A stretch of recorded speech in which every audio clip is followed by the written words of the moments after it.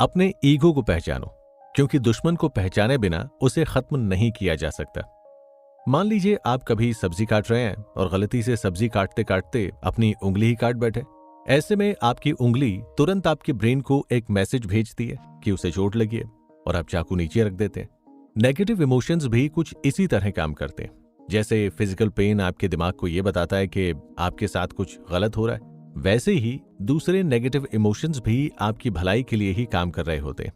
लेकिन इसके साथ साथ ये नेगेटिव इमोशंस आपके ऊपर एक कंट्रोल भी बनाकर रख सकते हैं। ये कंट्रोल तब और भी ज्यादा मजबूत हो जाता है जब आपकी फीलिंग्स आपकी आइडेंटिटी से जुड़ी हों।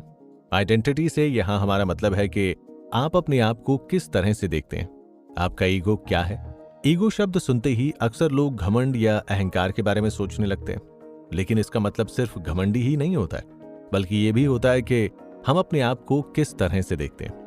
ये ईगो यानी हमारी आइडेंटिटी धीरे धीरे समाज के अंदर डेवलप होती है, क्योंकि कोई भी आइडेंटिटी नेचुरल नहीं होती, बल्कि हम जिन लोगों के बीच में रहते हैं यानी हमारे समाज के द्वारा बनाई जाती है।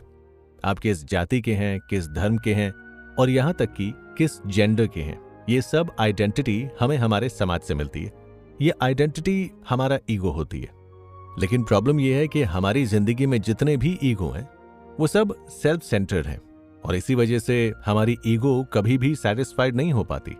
ऐसे में अपने ईगो को सेटिस्फाई करने के लिए हमें अपने आप को दूसरों से आगे और दूसरों से बेहतर दिखाना पड़ता है। मान लीजिए आपको अपना ईगो सेटिस्फाई करने के लिए अपने पड़ोसी से बेहतर गाड़ी और अपने साथ काम करने वाले कलीग से बेहतर घर खरीदना है। ये बिल्कुल इसी तरह है कि अगर दो बच्चों को बिठाकर एक को 2 चॉकलेट दी जाए और दूसरे को 4 चॉकलेट दी जाए, तो 2 चॉकलेट वाला बच्चा अपनी चॉकलेट को देखकर खुश होने की बजाय अपने पास वाले बच्चे के पास 4 चॉकलेट देखकर दुखी हो जाएगा। बच्चों से लेकर बड़ों तक सबकी यही कहानी है, और इसीलिए जब भी कोई हमारे इस ईगो को नुकसान पहुंचाने की कोशिश करता है तो हम सहन नहीं कर पाते, क्योंकि हमारा सारा ईगो इसी बात पर बना है कि हम दूसरों से बेहतर हैं। फिर ऐसे में अगर कोई हमसे बेहतर बनने की कोशिश करे तो हम उसे बर्दाश्त कैसे कर सकते हैं, फिर चाहे कोई छोटी से छोटी बात ही क्यों ना हो। लेकिन हम उस बात को अपने दिल पर ले लेते हैं। जैसे अगर कोई रोड पर ट्रैफिक के दौरान आपकी इंसल्ट कर दे तो आपका पूरा दिन खराब हो जाता है, और इसी तरह अगर होटल का कोई वेटर आपकी बात थोड़ी देर से सुने तो वो इतनी छोटी सी बात भी आप अपने दिल पर ले लेते हैं। लेकिन अगर आप अपने सेल्फ सेंटर्ड ईगो से बाहर आने लगे तो आपकी लाइफ पहले से ज्यादा खुशहाल हो सकती है, और आप बेवजह अपने आप को परेशान होने से भी बचा सकते हैं। और ऐसा करने की दिशा में सबसे पहला स्टेप है अपने ईगो को पूरी तरह से समझना।